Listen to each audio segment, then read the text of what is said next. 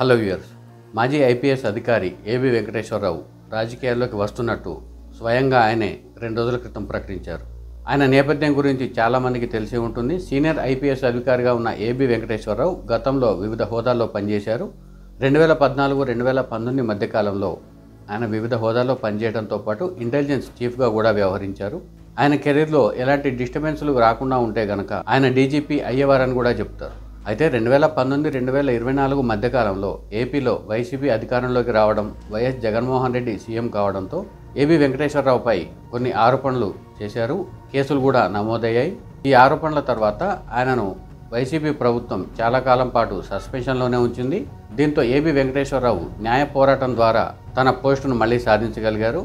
అయినప్పటికీ కూడా వైసీపీ ప్రభుత్వం సహాయ నిరాకరణ చేసింది.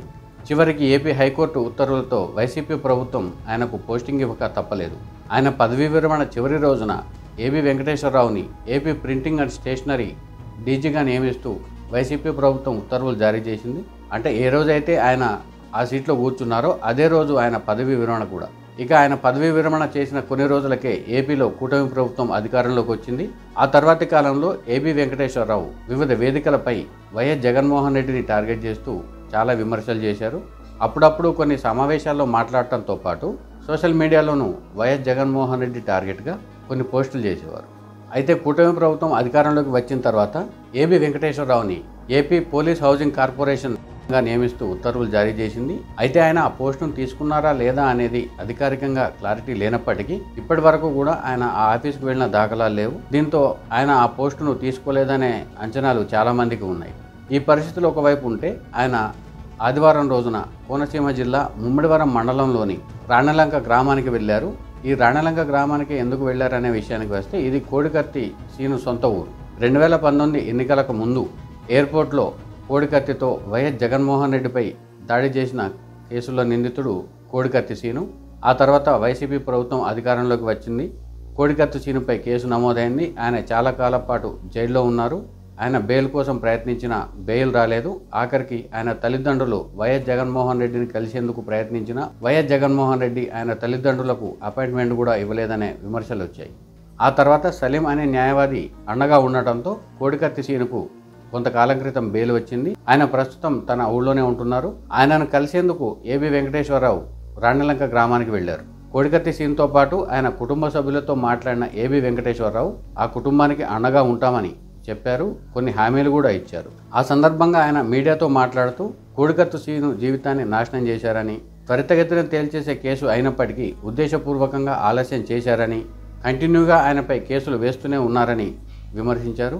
కోడికత్తి సీను చేసింది పొరపాటే అయినప్పటికీ ఉద్దేశపూర్వకంగానే కోడికత్తి సీను జీవితాన్ని నాశనం చేసేందుకు వైసీపీ కుట్ర చేసిందని, వైఎస్ జగన్మోహన్ రెడ్డి ఉద్దేశపూర్వకంగానే ఇలా చేశారని ఆయన విమర్శించారు. అంతేకాకుండా తాను రాజకీయాల్లోకి రావడం కన్ఫామ్ అయిందని, తన టార్గెట్ వైఎస్ జగన్మోహన్ రెడ్డి అని చెప్పకనే చెప్పారు.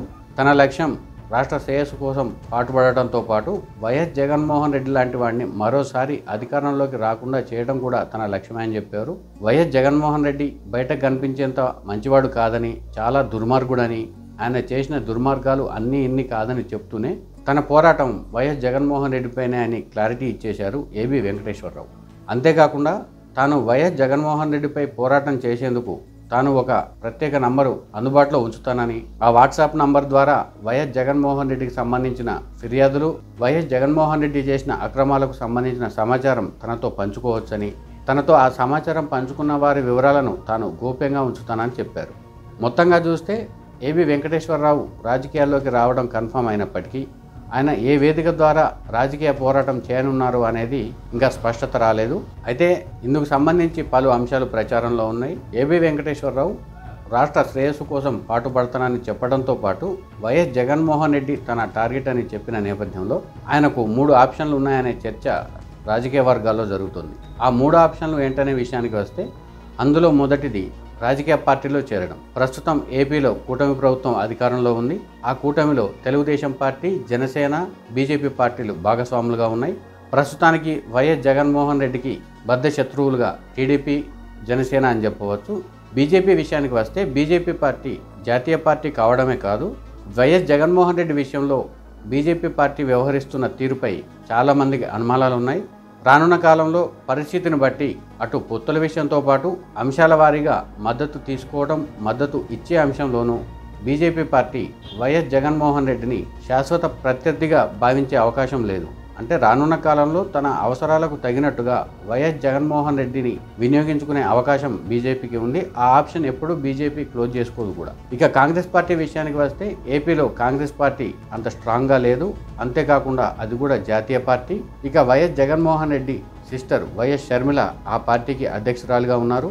ఏబి వెంకటేశ్వరరావుకు ఉన్న భావజాలం ప్రకారం, ఆయన సిద్ధాంతం ప్రకారం చూస్తే కాంగ్రెస్ పార్టీకి కొంత దూరం మెయింటైన్ చేస్తాడని చెప్పవచ్చు. ఇక రెండో ఆప్షన్ విషయానికి వస్తే ఏబి వెంకటేశ్వరరావు డైరెక్ట్గా ఏ పార్టీలో చేరకుండా బయట నుంచి మద్దతు తీసుకోవడం, బయట నుంచి మద్దతు ఇవ్వడం. అంటే అంశాల వారీగా ఇటు రాష్ట్ర అభివృద్ధితో పాటు అటు వైఎస్ జగన్మోహన్ రెడ్డి అధికారంలో ఉన్న సమయంలో వైఎస్ జగన్మోహన్ రెడ్డి చేసిన అక్రమాలపై ప్రజల్లో అవేర్నెస్ కలిగించడం, ఆయా వేదికలు స్వచ్ఛంద సంస్థలు లేదా చిన్న రాజకీయ పార్టీలతో కలిసి అంశాల వారీగా పనిచేయడం అనేది మరో ఆప్షన్గా ఉంది.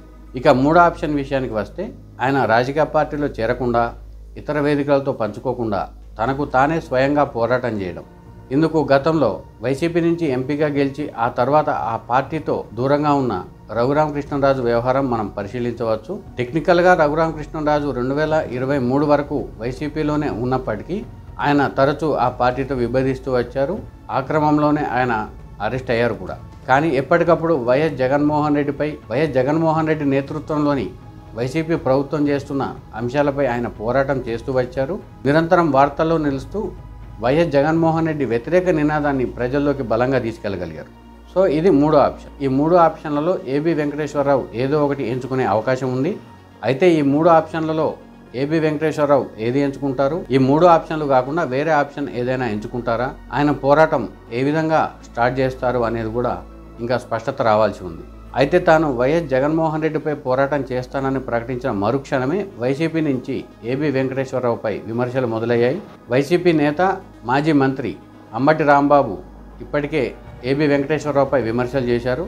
వైఎస్ జగన్మోహన్ రెడ్డి ఏబి వెంకటేశ్వరరావు లాంటి వారినే కాదని, గతంలో చాలామందిని ఆయన ఎదుర్కొన్నారని, కాంగ్రెస్ పార్టీ అణిచివేతను ఎదుర్కొని ఆ పార్టీకే సమాధానం చెప్పి రాష్ట్రంలో అధికారంలోకి వచ్చారన్న విషయం గుర్తుపెట్టుకోవాలని ఆయన వ్యాఖ్యానించారు.